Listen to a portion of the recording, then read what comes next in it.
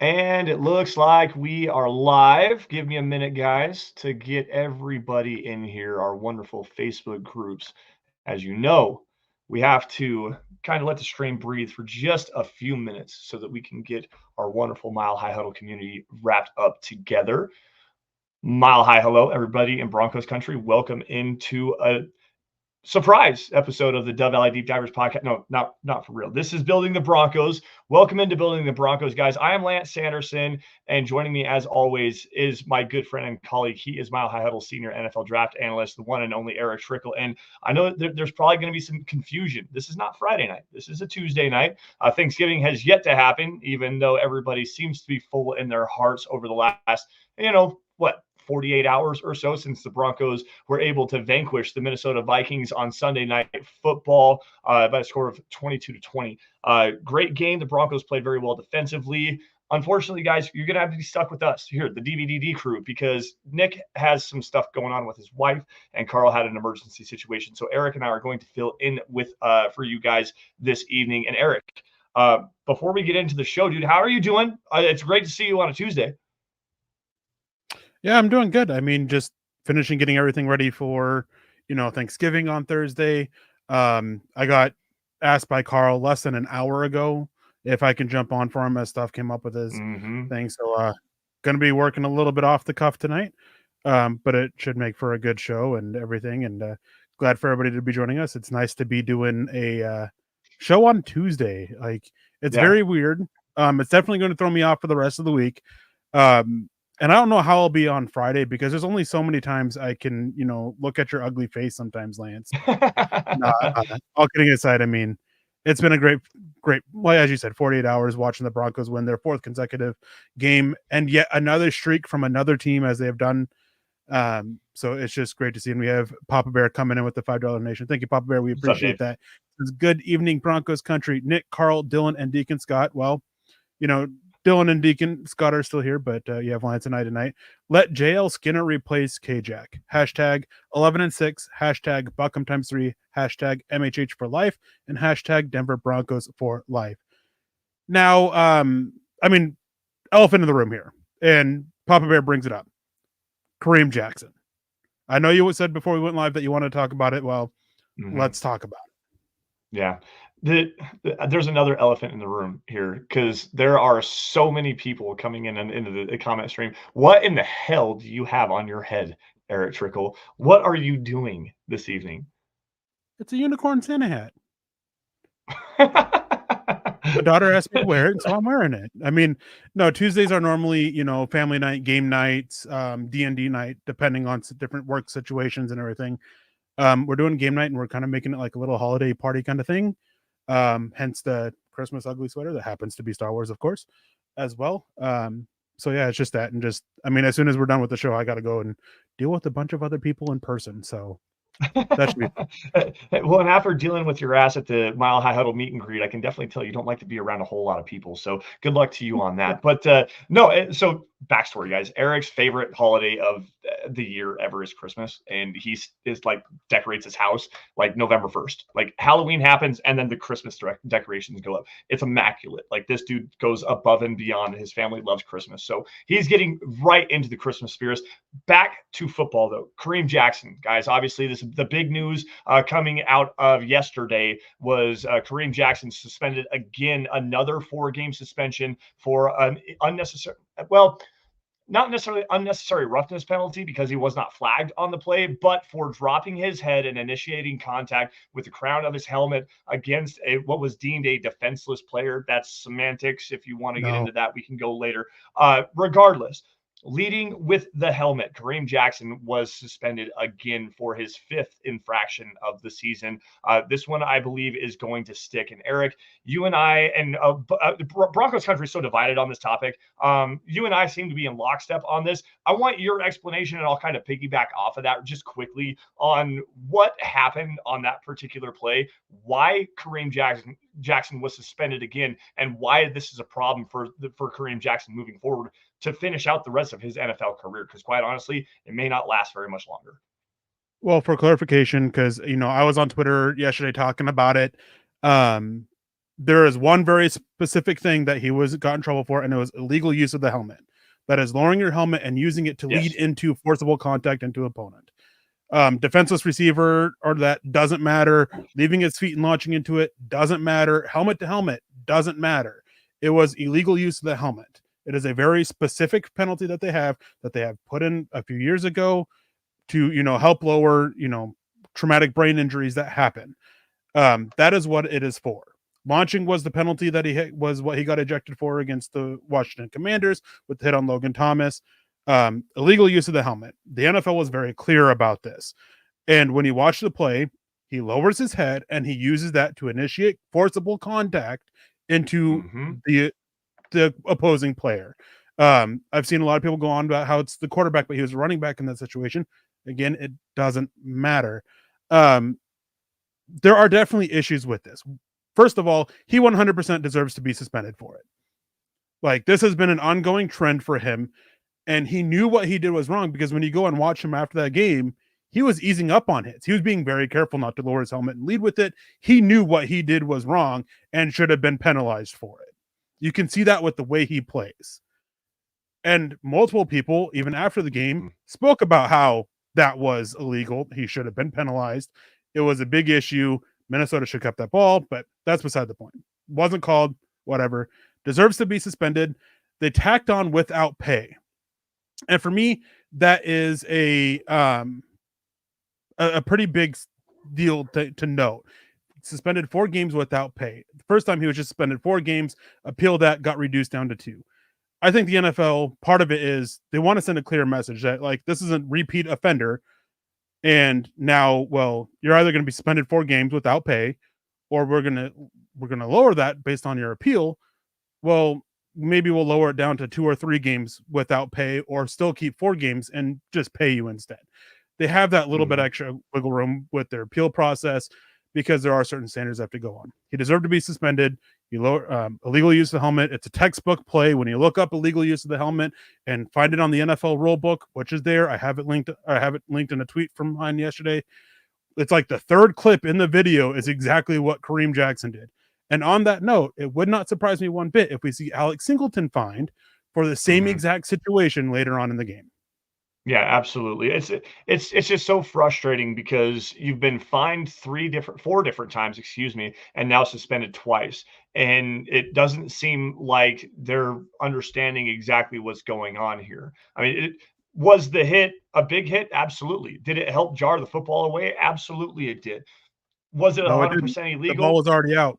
Ball was already coming out. But yeah, and Baron Browning had his hands, and it was coming out for sure, but it helped to end the play.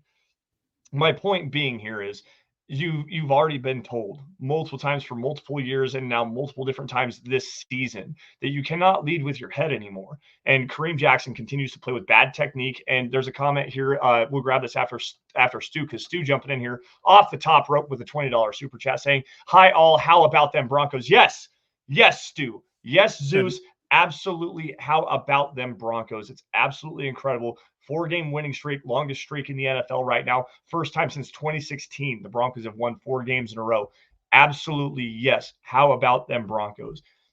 And before we Jackson, go ahead. Before we get back to that in the comment, just a quick shout out from our sponsors. Make Little Caesars, the official pizza sponsor of the NFL, part of your game day.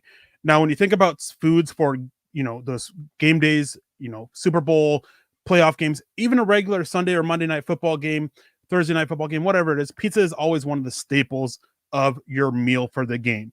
And you can order online during our Pizza pregame 1 hour before and 3 hours after NFL kickoffs, plus all day on Sunday, and get ready for some football fun. Yeah, absolutely, guys. Make sure you guys go to LittleCaesars.com. Choose your favorite Little Caesars pizza, or pick the toppings you crave. Either way, you guys are going to win. They've got the $5 hot and readies. Those are always great. The pepperoni, the cheese. We just got a couple of those the other night. I really like the deep dish pizza. And unfortunately, right now, they don't have the pretzel crust, but that is one of the best pizzas that you can find out there for a bargain price. And speaking of winning, guys, everyone scores with convenient delivery or our in-store pizza portal pickup. So grab some friends, enjoy a few slices during the game, and enjoy Little Caesars pizza. Thank you to Little Caesars for joining us. Back to Kareem Jackson here. like I said, it's just so frustrating because it's Eric, you have some great statistics, and I want you to pull this up because you did a lot of very creative work here. It's like there's on average about 120 plays per games, 256 games per year. Multiply that all the way out, it's like 33,000 plays per season in the NFL. Last season, 164 total plays were flagged for unnecessary roughness, and that doesn't just include illegal use of the helmet or helmet-to-helmet penalties, dude. This is a problem for a player that continues to go out and have these significant kind of plays. Elaborate a little bit just more on that as well. Well, fully, when you look at the 2022 season and the average amount of plays played, the total actually comes out to roughly 41,616 plays ran during the 2022 season. During that time, as you said, 164 unnecessary roughness penalties were called. Unnecessary roughness penalties encompass more than just, illegal use of the helmet, helmet to helmet, launching. It includes more than that. 164 plays. That is 0.39% of plays had an unnecessary roughness flag called on it. Now there are examples of missed penalties, as this was, last night. Mm-hmm. But there is this mindset that what are these defenders supposed to do? Well, they're doing it for the majority of the game, for 99.61% of the game. Even, factoring in these other ones, we can say it's probably closer to just say 99% of plays. Defenders are not leading with their helmet. It isn't something that is plaguing the NFL. The majority of players know how to tackle without leading with it. And then the few times they get flagged for it, most of them adapt. Kareem Jackson hasn't. He is one of two players this season to be suspended for consistent use of the helmet in his tackles, the other one being Denzel Perryman. And there is an offensive player, too, who is on that brink in Josh Jacobs, the Raiders running back, because it is illegal for them as well. This isn't something that is plaguing the NFL, but it is something they are still making an example of because of player safety. And it's not just about protecting the other player. It's about protecting yourself as well. And that is something that I wish Kareem Jackson would realize, is that this is as much about protecting him and his brain and his future as it is protecting the other player from other injuries. And actually, illegal use of the helmet is more so for the offender. It was implemented more to protect the offender than it was to protect the player they are hitting, because it is more likely to lead to a traumatic brain injury to the person who is doing it. This is about protecting Kareem Jackson from himself, and he just isn't able to see that. And Greg Smith's coming in saying KJ may already have a traumatic brain injury. I'm just saying it's entirely possible, not something that I want to speculate on really, but it's something that's plagued the NFL and has been an issue for years. And it was great to see, and I see a lot of this too, talking about, in the 80s and the 90s, this wasn't allowed. Well, the medical data has come out. How many players who suffer from traumatic brain injuries that end up going to take their own lives or the life of somebody else, how many more of that do we need to happen? Like, before we realize this is about protecting players and their long-term futures. But outside of playing football is a sport. It doesn't, and they take a lot of risk playing the game. The game is inherently dangerous. There is no argument against that, but you can still do things to mitigate the risk. Yeah, absolutely. We got Michael Ronquillo jumping in here. Good evening, Lance and Eric, on building the Broncos. Go Broncos, with a bunch of hearts and a mile-high salute to one of the biggest guys up on the mile-high huddle Mount Rushmore in terms of support. Gary Palmer, GLP, jumping in the house. What's up, GLP? Good to see you, dude. Been a while since we've seen you on a Friday, but you're always here on a Tuesday, it looks like. Saying, love the headgear, Eric. We get to see y'all twice this week. Go Broncos. Thank you, GLP. And as always, go Broncos. Now, the meat and potatoes of excuse me. We got another one jumping in here. Another big time supporter over on Facebook. Phil McLaughlin jumping in. Good to see you, Phil. Good evening, Nick and Carl. Oops. Wait, no, it's Lance and Eric. Pretty cool. We got our the Texans game flexed. Hashtag Buckham, hashtag Go Broncos, hashtag MHH Flex. You know what, Eric? Let's address this Texans game comment really quickly, because I know that you've done some digging around trying to find out exactly what's going on with that. I don't know if maybe you're allowed to say something, but maybe give a little bit of speculation based on your information here. Obviously, the Broncos go into Houston. I believe it's not this weekend, but next weekend to play the Texans. And that game was originally scheduled for 2:05 Mountain Time, so 4:05 Eastern. It has now been flexed down into the early window of games. Kickoff at 1 p.m. Eastern, 11 a.m. Mountain Time. Eric, this is a kind of significant move, in my opinion, because it kind of opens up the Broncos to be able to get another primetime game down the stretch. What do you think? No. So No? Okay. what the rules there are with flexing, you have to be scheduled either for an afternoon game or be determined for your time slot in order to be flexed into Monday Night Football or Sunday Night Football or Thursday Night Football. They were flexed from an afternoon game to an early game. One of the NFL execs, Mike North, I think it was, came out and he had some comments on it. And basically, it's just a thing of they're recognizing that a lot of people want to start watching the Houston Texans, and they're trying to do a lot more to get more eyes on them. And with the morning time slot, more people in the area it's what's the right way? It's less competitive for the morning time slot that week, due to, I believe, Philly and San Francisco being in the afternoon to try to get more eyes on the Houston Texans game. But they are still looking at flexing Houston Texans games down the road into it. One of the most likely option being their Week 18 game, which is a to be determined time slot. So it's not really Broncos related, but it's more so it's all about the Texans. Oh, okay. So I misunderstood the stuff that you were talking about in the chat. So I do apologize for that, everybody, for the miscommunication. But regardless, I mean, this is like Eric says, it's going to get more eyes on that Broncos game in the early window, especially nationally. Because typically when you watch like the NFL Red Zone channel, everyone really likes to watch in the morning. They kind of tune out in the afternoon, specifically on the East Coast. So with CJ Stroud being as good as he has been as a rookie, he's one of the hottest stories in the NFL right now. Even despite the 3 interception game that he had last week, the Texans are they're a 6-4 football team, and they are turning it around quickly. DeMeco Ryans is doing a great job coaching that team. It's going to be a fun matchup against this Denver Broncos team here next weekend. I'm looking forward to that game almost as much as I'm looking forward to this Cleveland Browns game this upcoming weekend, which we will talk more about later on Friday. Now, to the meat and potatoes of our conversation this evening, stock up and stock down, the weekly stock report for the Denver Broncos. Eric has always done his player grades for the game. They usually come out Monday or Tuesday. It's either Monday night or Tuesday morning, and his grades are already up. If you guys have not got a chance to check those out after the show, make sure you guys head on over to milehighhuddle.com and give that a read, because Eric does so much tremendous work on breaking down the tape, breaking down this team, and they're always just so fun to go out and take a look at. And Eric, I'm going to jump in here a little bit. I want to do stock up and stock down. I've got 3 offensive players, 3 defensive players. We'll talk a little bit about Vance Joseph towards the end of the show as well. But first things first. I think we have another word from our sponsor here. Oh, yeah, we do have another word from our sponsor. We got to give a shout out to our good friends over at Manscaped. I apologize for that, guys. Ready to spice up your Thanksgiving, guys, as we dive headfirst into mountains, mashed potatoes, and cranberry sauce.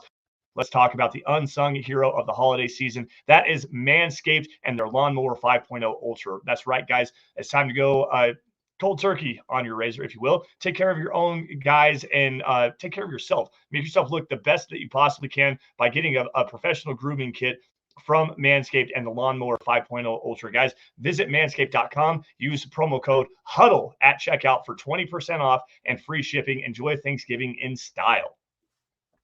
Yeah, and they have a lot of great products. I mean, you have the Lawnmower 5.0 Ultra. I don't have it personally, but I have an older model and it's absolutely great. Has a wonderful light on it. It's waterproof, which means you can use it multiple ways. Out of the shower, in the shower, whatever, depending on your preference. But it's absolutely wonderful. They also have their bathroom, the shed is what they call it. The 2.0 toiletry bag. I have the first version of it. I absolutely love it. Whenever I have to travel, I use that. And their Boxers 2.0. I can only imagine how comfortable these things are. I have the Boxers 1.0, and it's honestly the best pair of underwear that I have. They're so soft, they're so comfortable, and so breathable. Absolutely love them, and I can't wait to own a pair of the Boxers 2.0. Yeah, absolutely, man. I love my original Manscaped boxers. Those things are awesome. But in the shed, guys, you also get like a fingernail clipper kit. You get an ear and nose hair trimmer. There's just a bunch of stuff. You get some cologne, a bit of a body spray, some body wash as well. Like there's so much great stuff at Manscaped. Get 20% off again, guys. 20% off and free shipping with the promo code Huddle at manscaped.com. That's 20% off free shipping at manscaped.com. Use the promo code Huddle. Be thankful this holiday season and do your best to make yourself be best prepared and look your greatest this holiday season. Now, speaking of holiday season, meat and potatoes. Here we go. Right back to it. This team right now has been so incredibly fun to watch because, again, 4-game winning streak. Your offense is doing enough to win games at the end of it. It's not quite the Tebow-esque era of Denver Broncos football back in 2011, but they're playing well defensively. They're playing well offensively. Let's start on the offensive side of the football. Erick's player grades are up again at milehighhuddle.com, and they're always a great read to get through, as we got Michael Davis jumping in here with the $5 super chat. Aloha, gents. Go Broncos. It's hard to believe we're 11 weeks in without any substantial injuries. Knock, knock, knock. Yes, you start knocking on all of the wood. Please knock on all of the wood, Michael. We appreciate your support, though, buddy. Thank you for that. Erick, let's start with the quarterback, Russell Wilson. You and I have been very critical of him. We've been trying to point out as much as we possibly can in terms of how he is playing well, but not playing great. And this last game against the Minnesota Vikings was another example of that. There were times where he seemingly missed reads, seemingly was uncomfortable taking shots down the field, but at the end of the day, he somehow managed to figure it out, get the game-winning drive for the touchdown. Colton Sutton, obviously a huge catch there. Russell Wilson, stock up or stock down? Well, I mean, we can only base it off of last year, and so stock up. Like, we can't go off of what he did in Seattle because, first of all, that was more than a season ago, and it wasn't during his time in Denver, and, you know, all the changes that have happened. There's no question he's playing better than he did last year. Stock up. Does that mean that I would comfortably keep him on his current price tag? Probably not.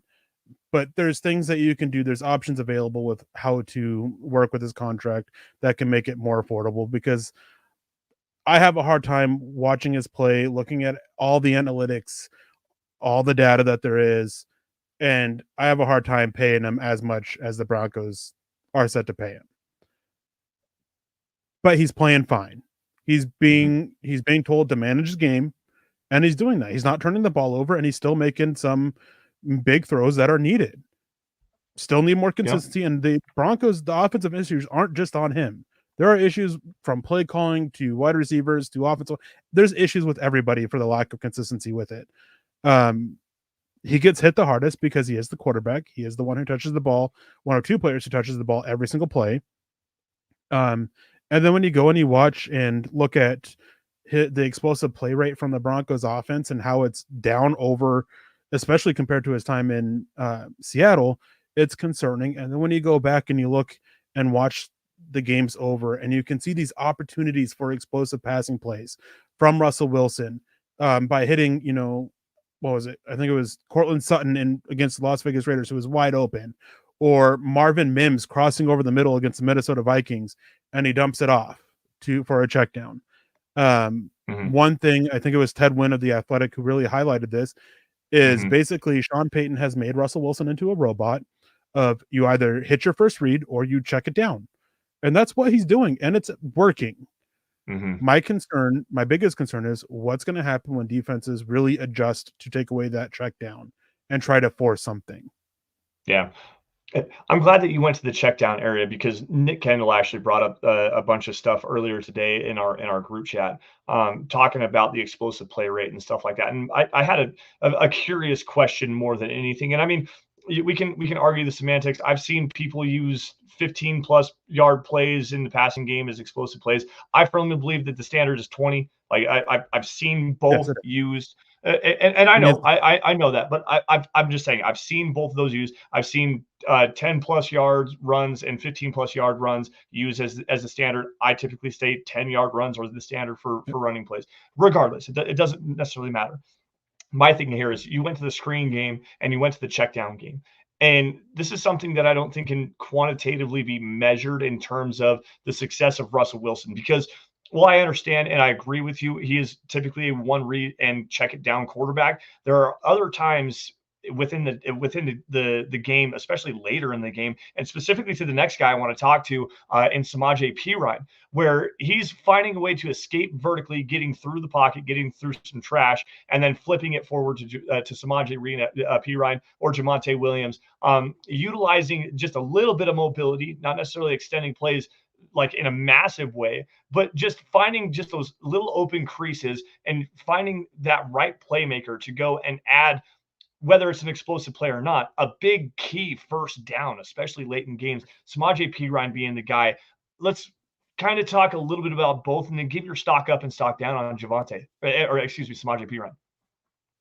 I mean, for Samaje Perine, obviously, I mean, for me, he was a guy who I thought he came in and he was more effective in week 1 than Javonte Williams was. Yes, he was. But then he kind of faltered a lot. But the way that they're utilizing him now, it works. They're keeping him fresh. They're using him in, final 4-minute drives, 4-minute drills, 2-minute drills. They're using him and he's effective. And it's fine to keep using him that way because you still have Javonte Williams and Jaleel McLaughlin to use outside of that. It's one of those situations where if you have a guy who is really excelling in this one specific situation, then keep using it. I mean, it doesn't matter if you're using him as a runner or a receiver. He's still finding ways to be effective and just make plays for the offense when it matters, when it matters most. Mm-hmm.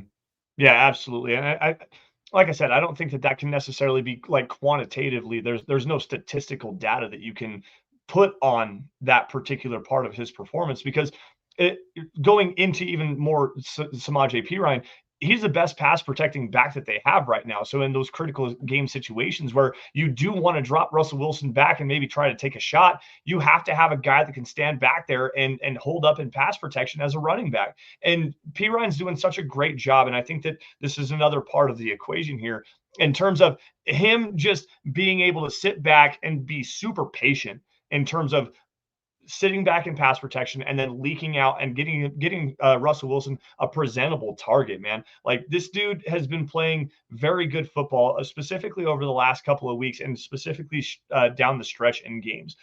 I want to do one more offensive player here. We got another read we got to get to, but one more offensive player that is arguably the most controversial and polarizing player on this Broncos offense. Outside of Russell Wilson, because that's easily the number one guy. But Jerry Judy. Where is Jerry Judy right now? And what is he bringing to this team offensively that could potentially have him be kept around this next season? Because quite honestly, for a guy that's drafted 15th overall, with the way that they want to utilize him, he's not having the production. Dropped a big key touchdown pass against the Minnesota Vikings on Sunday night. And we got to get more out of a player like that. Well, we could sit here and I can go off on Jerry Judy and his stock being up or down. But first do have that third sponsor. Let's get that before I really go in on Jerry Judy, because that can take a while. Yeah, it could definitely take a while. What may not take a while, guys, make sure you get some great food in your bellies this holiday season. You guys might be looking for nutritious, convenient meals to keep you energized on jam-packed days. Enter Factor.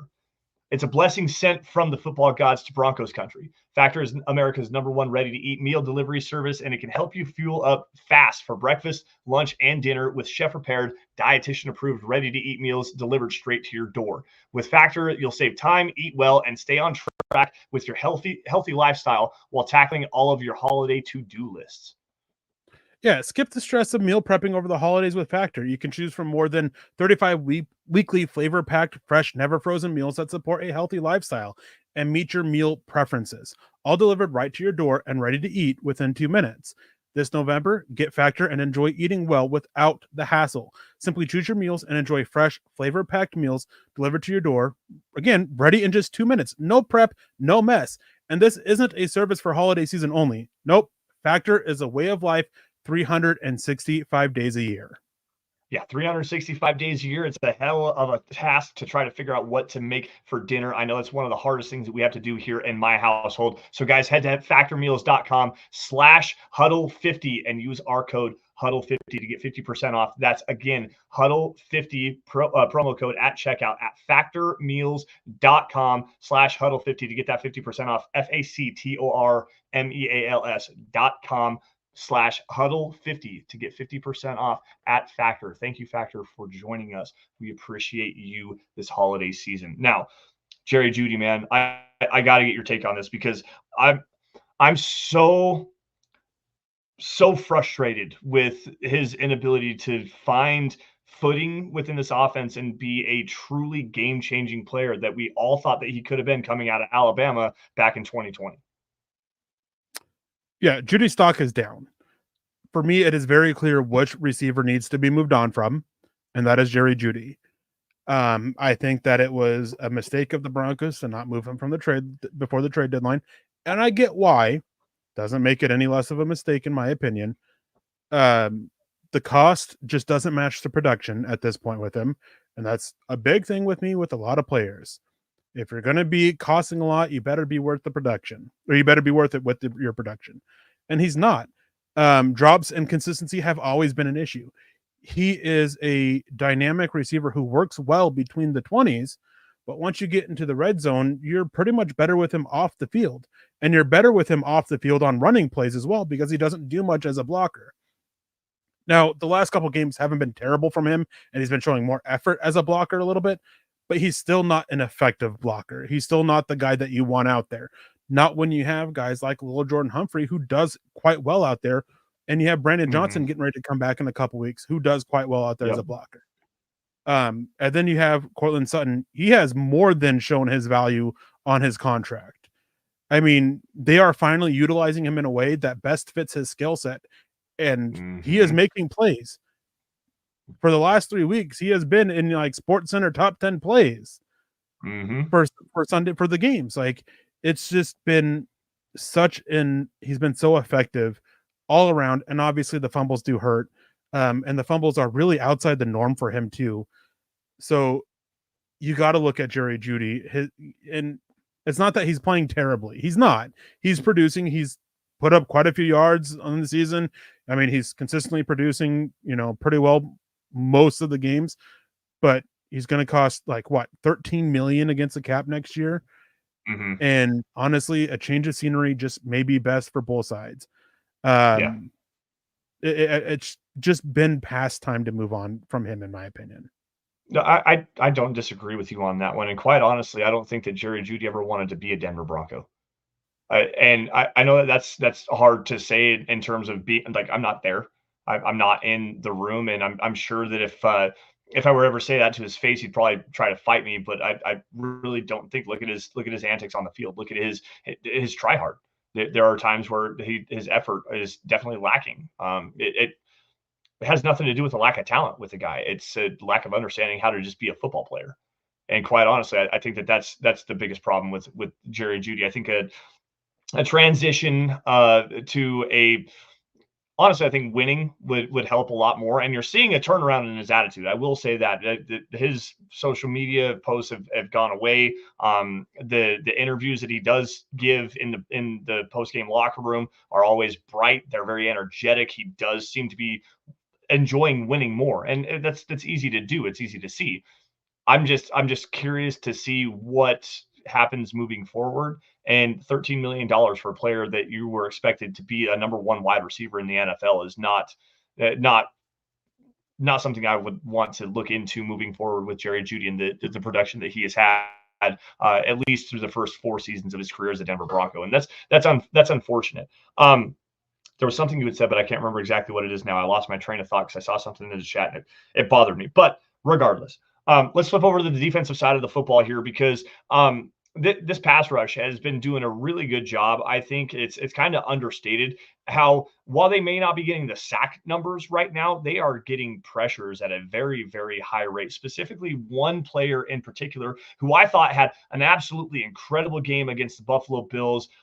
Early, it was definitely early in the game before he kind of faded away. But Jonathan Cooper, man, this dude has continued to grow to be one of the better defenders on this Broncos defense. And Eric, I see you kind of smirking here just a little bit. I didn't, in full clarity, guys, the Minnesota game, I need to go back and watch that game again. I've had some streaming issues and couldn't actually watch the game live. I got to watch a lot of it, but not all of it. Jonathan Cooper, though, this dude has been playing with his like a man with his hair on fire. He's been out there constantly getting after the quarterback. He may not be getting home right now, but he is always in the backfield, always around the quarterback, always making it difficult for the quarterback to step up into the pocket and make plays. What do you think of Jonathan Cooper right now? Well, but before I get Jonathan Cooper, I want to touch one more thing on Judy, and it's actually what somebody has brought up in the chat: the pump fake play. Okay. It's absolutely hilarious. Don't get me wrong; it was hilarious. The Minnesota guy bit on it hard, but the line of scrimmage was the 21-yard line, and he started his pump fake behind the 21-yard line. So there was a reasonable cause for the defender to be like, "Oh, like pull up and go for it," because it's in the middle of the pump fake that he crosses the line. Absolutely hilarious. And I would like to see Sean Payton, adapt that into the playbook, because when you watch the play back, Cortland Sutton, had he been turned and actually waiting for it, he could have had a wide open touchdown there. Like there was nobody on Sutton because the ball had been thrown. Nobody's expecting that from this team. Like, so that's a good sign of like maybe try to throw it in there a little bit. As for Jonathan Cooper, he's been doing extremely well as a pass rusher. He was doing great as a run defender up until about the Kansas City Chiefs win. Since then, he's been kind of a liability against the run. He's not staying disciplined on the edge. He's crashing in hard, leaving the outside lanes open. And it's not just him. Baron Browning has struggled a little bit against the run, and Nick Benito has been doing terribly against the run. Awful. Awful. The defensive line's hasn't been doing great against the run either. So it's definitely a situation of like he's excelling in one area but struggling in another. And run defense has been an issue for this defense all season long. Even if even if you take away week 3, they are still in the bottom 4 in run defense. I think they are 29th out of 32. If you take out week 3, they are a terrible run defense. And you got to be having your edges play a little bit better against it, especially with some of the teams that are coming up, like the Browns, who have one of the best running games in the NFL. Yeah, absolutely. And the Houston Texans, let's not take away from what they're able to do in the running game. They're not really running the ball all over everybody, but they are efficient. That running game up front, that offensive line is playing very good football up front for the Houston Texans. Speaking of the Denver Broncos running defense, I pulled these numbers specifically because as much as I want to give Vance Joseph a lot of credit for what he's done with this defense, it's been tremendous. The turnaround for this team has been 100% incredible to watch. I mean, especially coming off of the debacle of the Miami Dolphins game, obviously 70 points, giving up over 700 yards, 350 rushing yards allowed. Like, that's just insane.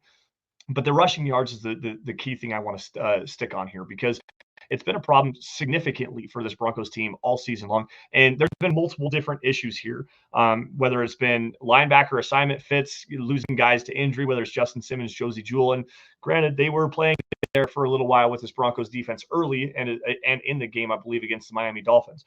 Regardless, this team over the last 4 games, we've got 137 yards to the Green Bay Packers. We've got 192 yards against the Buffalo Bills, a team that wasn't running the ball very well. And then the Minnesota Vikings had 175 yards, including 95 in the second half alone against the Broncos on Sunday Night Football. Excuse me. Eric, what is specifically wrong with this run defense, and how do the Broncos shore it up? Because quite honestly, it seemed a lot better when PJ Locke was in there, even though I know that so the game against, it was the second game against Kansas City. I'll pull that stat up here as well. The Broncos only allowed 62 rushing yards, and in the first game against Kansas City, I believe that was No, so that the second game against Kansas City was Kareem Jackson was replaced. PJ Locke was inserted into the starting lineup. 62 running yards for the Kansas City Chiefs. What is this? Like I said, what is wrong with this Broncos running defense, and how can they shore this up down the stretch? Because if you want to play winning football in December, you have to be able to defend against the run. Missed tackles are a big issue. Yes, Bad defensive line. I mean, Mike Purcell has been a problematic run defender.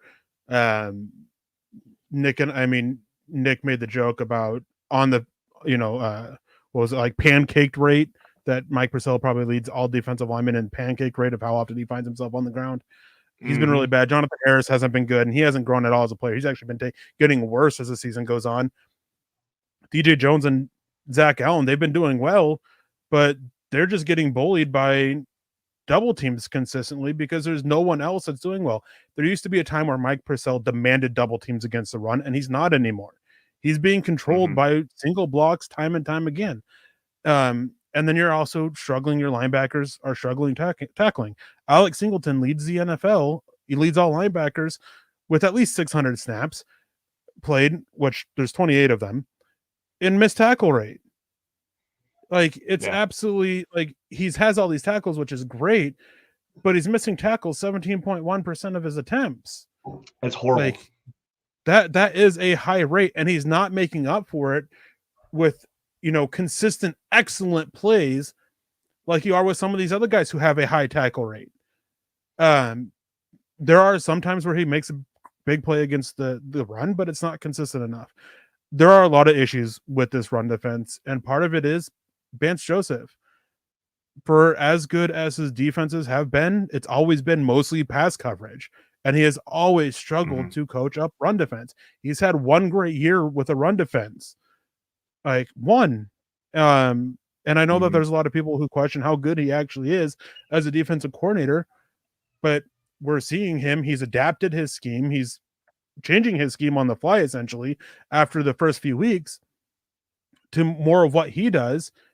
And we're seeing it pay off, especially mostly in coverage, though. Just again, it's just ignoring the run defense. As a lot of teams around the NFL now are, we will rather let you beat us on the ground than beat us to the air. And that just seems to be what Vance Joseph's mentality is. We have Troy Boer coming in with a $9.99 donation. Thank you, Troy. We appreciate that. Hey, guys, late to the pod. How much will the final drive's use of Pirine slow down the Browns' pass rush or make them use a coverage person to spy Pirine? Have a great show. Man, I want to break down this Browns team so bad. I need to get another chance to take a look at it. But this Browns defense is wild. They flow to the football so well. They find the especially in the flats and stuff. They do such a great job crashing to the football, and the defensive line is incredible. But Pirine does something that I think that is so incredibly underrated. And I talked about it just a little bit ago, Troy. So thank you for joining us late, but I'll elaborate on it again. It's his patience. Watching him come out of the backfield in terms of what they typically like to do with Samaje Perine is late in the game, you need to have the shot plays and stuff like that based on what this team has done. They need to have the big plays. They need to have these scoring drives. They'll bring in Samaje Perine because he's such a great pass protecting running back. He's the best pass protector they have at the running back position on this team, without question. So what they're doing with him is they're making him set up in pass protection, and then they're leaking him out super late. And he's doing such a great job of being patient before he has to get out into a pass route. And then he just opens up a presentable target, catches the football cleanly, and gets north and south. He's not scared to go lower his head. And it's a conversation from earlier tonight too. He's not scared to lower his head and get dirty. He's not scared to go initiate contact and run through guys. He's a big back, 232 pounds. Like, this guy is a phenomenal runner with the football in his hands in space. And I think that that's the big thing, is understanding and utilizing him, not quite in the screen game, because it's not really how they're doing it. They're using him as like a check down or a flip out. That's what they're doing with him specifically, is they're utilizing his patience and his vision as a running back, as a veteran player. And that's the big thing. And I think that that's going to help significantly against this pass rush, so long as they can figure out a way to stop Myles Garrett from getting home in less than 2 seconds, because that dude's a freak. Yeah. Well, I mean, obviously we'll talk about it more as we do every Friday previewing the game. This Browns defense, Like, they I'm are scared. so good. I'm scared. It's not just their pass rush either. They do a good job against the run. They do a good job of limiting running backs out of the backfield, which is going to hurt P. Ryan. They make sure that their guys are covered. And why are they able to do that? Because they can get home without bringing extra rushers. They do such a great job of getting home with 4. They don't blitz very often. They blitz 39% of the time, which is still a little bit higher than that and a little bit higher than normal, but they're rushing 4 almost 60% of the time. Like, they just get home with 4, and it's easy to do that when you have someone like Myles Garrett, who is one of the best pass rushers in the NFL. And if somebody wanted to say he's the best pass rusher in the NFL, I wouldn't argue with you. Like, it's a race between 2 people for him or with him. They such a good defense, so well coached, rather disciplined, good tackling technique, consistent technique. This is going to be a defensive bout from both sides, and they got to figure out a way to get people in position on offense against his defense to find those big plays. This is not a game that is set up for P. Ryan to really have, those big moments like he has. If there is going to be a team that is going to show the blueprint on how to slow down this Broncos offense without having them slow themselves down, it is the Browns, because of just what they do matches up so well with what the Broncos do effectively.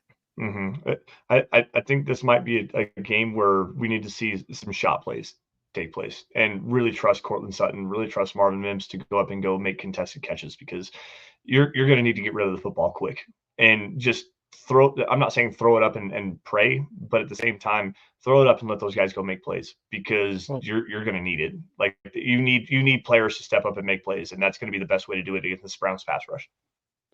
As effective as this Browns defense is, they do have a little bit of an opening there. They have a pretty high success rate allowed for explosive plays. They're allowing explosive plays to happen, and then they just kind of crunch down afterwards. Like, it's similar to the Broncos. They have a high EPA, defensive EPA, but their success rate is, or high rated EPA, but their success rate is still low. And the Browns aren't as wide of a margin as theirs. They're number 1 in EPA play against the pass, number 10 against the run. They're 14th in success rate in allowing explosive plays. So still really good, still top half the NFL, but they have had that opening there for them.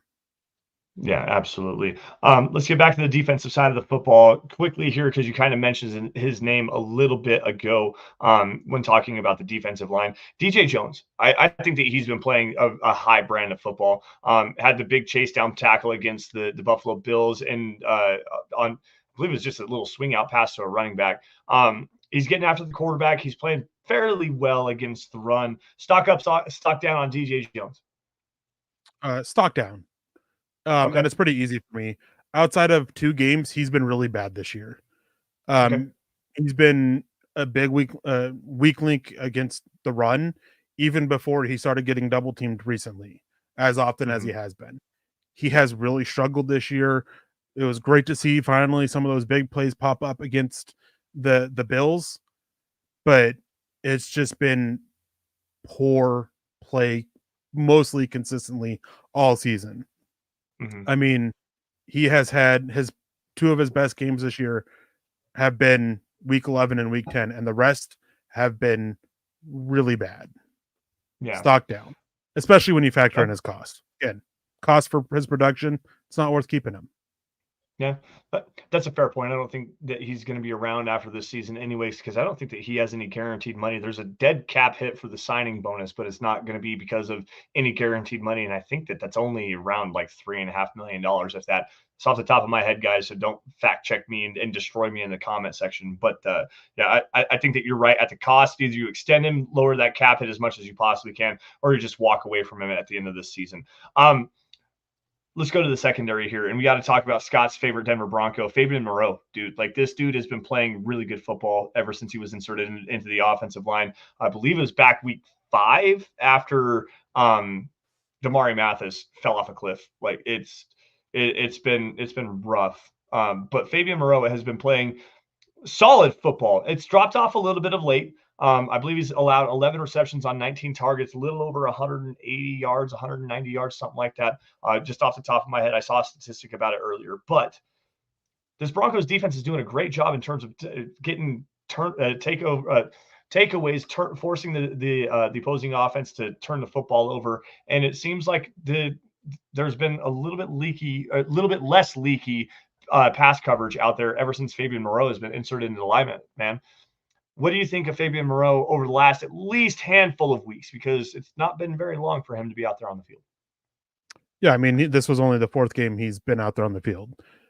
He was inserted in the starting lineup in the game of the week meet and greet against the Green Bay Packers. Okay. And he played a really good game that week. Mm-hmm. Since then, it hasn't been great. He's been fine in coverage, obviously a lot better than what we were getting out of Damari Mathis. But when compared to what you really want from your corners, hasn't been great. I mean, he had that one big interception, which was just a terrible throw and read by Josh Allen. But the biggest thing is this dude's run defense. Like, the opposing offenses are targeting the left side of this Broncos defense, and they are consistently gashing them. I could pull up the EPA specifically and success rate specifically against that left side where Fabian Moreau plays. But it has been terrible. It's not all on him. We talked about the edge rushers as well. But, man, I can't remember if it might have been the Bills, one of the big runs that they had. Yeah, but he had a shot on the running back, and he pulls up and turns to run with him. Like, and it wasn't a situation of, like, it would have been a bad angle. He probably would have missed a tackle. Like, it wasn't one of those situations. Like, he had him square up, and he decides to pull off and let the guy run by him as he turns to run with him, and ended up going after him from a different angle and getting an extra 4 or 5 yards. But, like, you gotta go in. It's one of those situations where you got to be smart with it. You can't just turn and run. You can't be that passive.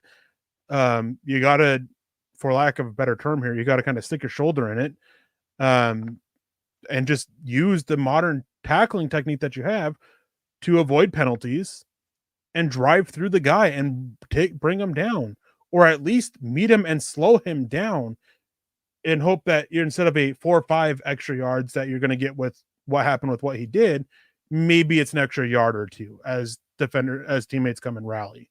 Like, his run defense has been frustrating, as I am a guy who absolutely loves run defense from defensive backs. Like, it's one of those things. If you are a defensive back, you have to be able to defend the run. Otherwise, I'm going to be all the way out on you. Big reason why with my rankings for pre-draft, why a lot of guys who are super high in, public media boards, I'm a little bit lower on, is because they don't bring it as a run defender that they should be. Right. I'm with you on that one. And that was a big reason why I liked Riley Moss coming out of Iowa, because that dude is a freak against the run. He is such a great tackler. He does a great job with his technique and stuff like that. I like Fabian Moreau a lot more in coverage, and I don't disagree with you. That Buffalo Bills game was rough as a run tackler. It was rough against the Minnesota Vikings as well. As Scott points out in the chat here, he says his favorite play that Moreau had was where he reached down and tried to just like take the shoe off of TJ Hawkinson, which was absolutely hilarious. I did get to see the replay of that. Before we wind out the show here, we talked a little bit about Vance Joseph. I want to ask one quick question here on him. How sustainable is this defense moving forward? Because if you're talking about winning formulas in the NFL, you've got to figure out a way to run the football offensively, stop the run defensively, force turnovers, and take care of the football. That's the basis of quality NFL football, especially down the stretch and in the playoffs. Teams that run the ball well, force turnovers, and keep the football safe typically have a higher success rate in the playoffs and in December. This team, obviously, over the last, I believe it's since week 7, is number 1 in the NFL in scoring defense. They've only allowed 16.7 points per game. They also lead the league in turnovers over that span. Granted, the ball is bouncing their way. They're forcing a lot of plays. They're getting their hands on a lot of footballs, and they're taking advantage. They're being very opportunistic. How sustainable is this model moving forward for this team? Because 4 wins in a row, it looks great. They've got a tough matchup against the Browns this week. They've got a couple of winnable football games moving forward with the Houston Texans. They got the Detroit Lions. I think it's a winnable football game as well. But how sustainable is this model specifically moving forward? It's not. You can't sustain yourself with an offense that is struggling to get points off turnovers, is struggling on third down, is struggling to be consistent, especially outside of 2-minute drills. You can win that way if you are forcing, 3, 4, 5 turnovers as they have for the last few weeks. But forcing turnovers at that rate isn't sustainable. Mm-hmm. They need the offense to kind of meet them halfway. I mean, and it's great that they're winning. Don't get me wrong. Like, I don't want to sit here and be a Debbie Downer about it. The reality of the situation is eventually the defense is going to stop forcing turnovers at this rate. And can the offense do enough to make up for it? The offense has to do more to capitalize off of the takeaways that they do get. They have to capitalize more, on those situations where they don't get a great punt return or a kick return to start them off with good field position. They need more balance overall as a team. And I made this comment in our group chat yesterday, that all 5 of these losses, you can attribute more on the defense than the offense. All 5 of the wins, you can attribute more to the offense or to the defense than the offense. The Broncos' record is what it is, more so because of the defense than what the offense has done.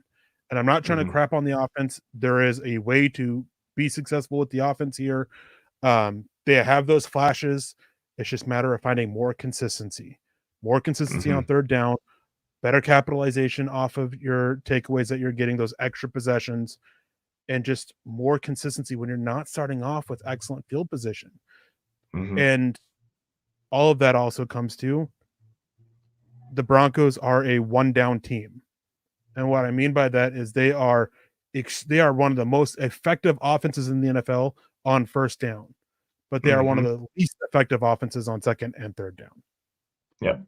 You got to be more efficient on all your downs as well. Yeah. They're averaging 5.5 yards a play on first down. Like, it's crazy how effective they are on first down. But they even putting themselves in manageable situations on second and third down, they're negative. I don't want to say they're negative because it's not true, but it's like they average like 3 yards per play on second down, and half the time it seems like those plays go backwards. Third down, especially because they put themselves in mismanageable third down situations. So if you're averaging, the last I looked at it, I need to update my numbers again because I had this before. The Broncos are averaging on average, they're facing third and 6.7 yards to go on third down. Like that's relatively manageable, but you want to be closer to 3rd and 5, 3rd and 4 than 3rd and 7. That's a pretty obvious statement there. Michael Rock really jumping in here saying, great show tonight, Lance and Eric, on building the Broncos. Thank you, Michael. Thank you all for joining us on a wonderful Tuesday evening. This isn't a Friday. This is a Tuesday, by the way. This is going to throw off the rest of my week I'm not even sure exactly how I'm going to handle. I'm such a creature of habit. But anyways, thank you all for joining us here on a wonderful Tuesday evening. Eric, I got one last question here before we get out of here. The big news of the NFL today, Darius Shaquille Leonard was released by the Indianapolis Colts earlier today. Former star linebacker had a back surgery due to some nerve damage from a couple of seasons ago, and has kind of fallen off of a cliff over the last year or so. But he's available. The Broncos have always seemingly needed to have linebacker help. Are you interested in bringing in a 28-year-old veteran that might be on the downside of his career based on his injury history?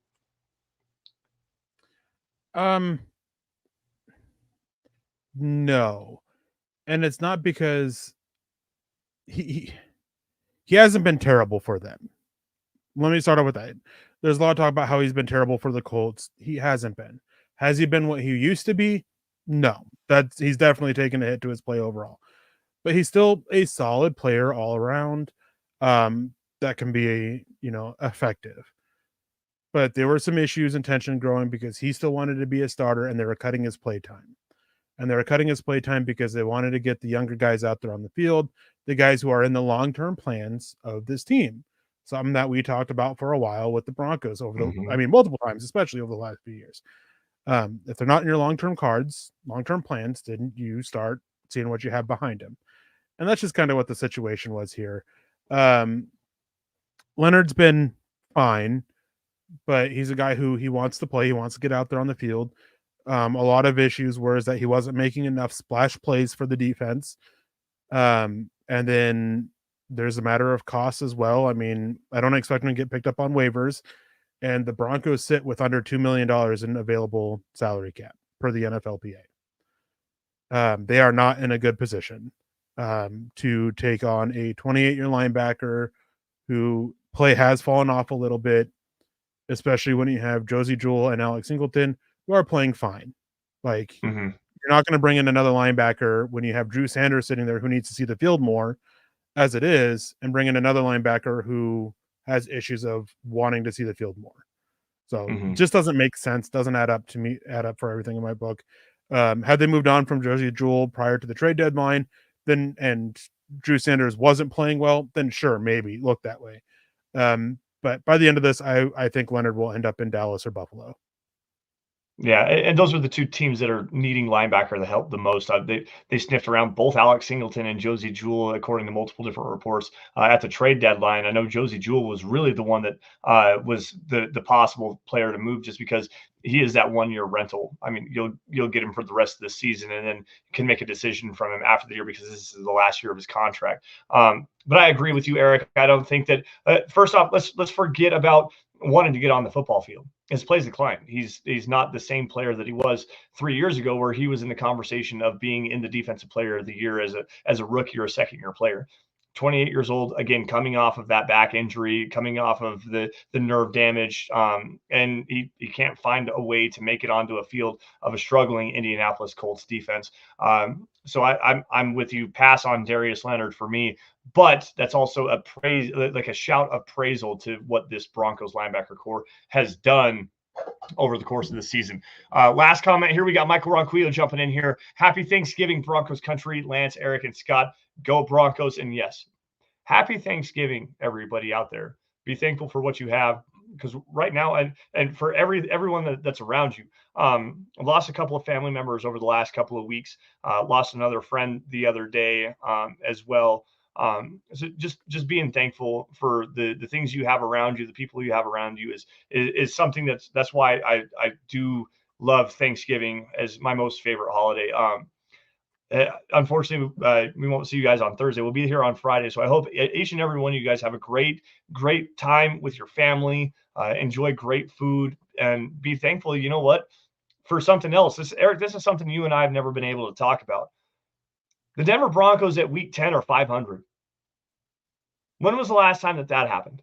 It's been a long time since the Broncos were 500 after 10 weeks, and we haven't, had the opportunity to really truly cover a team that's in the mix, in the playoff hunt going into December. Yes, I have.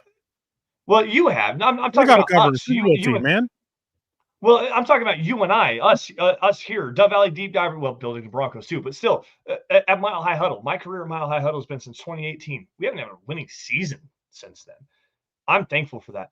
It can be ugly for all that it is. It can be terrible football to watch, and we can have so many frustrations. But you know what? Damn it, it's fun to watch winning football. It's fun to win, and I'm thankful for that, especially this holiday season. Eric, I know that you're a big Christmas guy, but thoughts on Thanksgiving, thoughts on the rest of this week, and hopefully you guys enjoy it.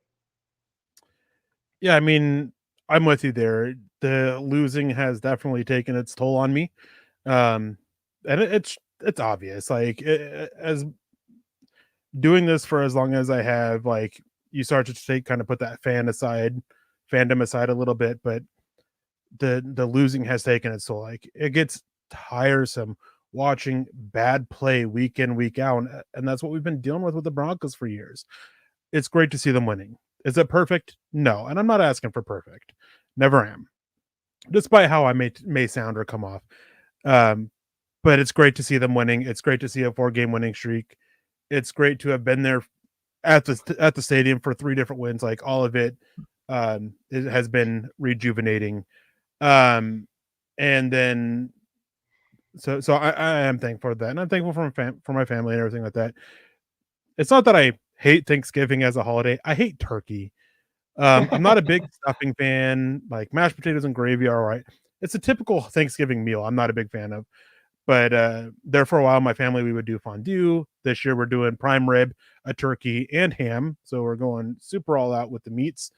But I hope everybody has a wonderful holiday, has a wonderful time with their family. Make sure you tell your family and friends and whoever you're spending with that you love them, you appreciate them, and you are thankful for them, because you are never sure when your last moments will be. So make sure you enjoy the time. Make sure you enjoy the food. Make sure you laugh and have a good time. Tell bad jokes. Tell great jokes. Whichever. I'll be telling a bunch of bad jokes. And stay safe. If you're frying a turkey, make sure it's dry. Don't start a house fire. Do it outside, but still don't start a fire. Just have a wonderful Thanksgiving, and yeah, go Broncos, I guess. Yeah, absolutely. A quick question here from Todd Ostendorf before we get out of here. Will Eric wear the bunny costume from A Christmas Story for a podcast? Have never seen the movie. I have never seen A Oh, Christmas dude, Story. I need a new co-host. I need a new we cannot do like. Tell me you've seen Die Hard at least. Have you seen Die Hard? I've seen Die Hard. Okay, all right. So you redeem yourself just a little bit. You never. Just a little bit. Just a little bit. I can't. I cannot. All right, guys, before I start a fight here, we're going to have to get out of here. You all stay safe and take care. Have a great rest of your weekend. As always, go Broncos. Like, subscribe, share on the way out. That helps us so much. Hit the merch tent if you guys are willing to do so. If not, we'll see you guys same time, same place next week. Thanks, guys.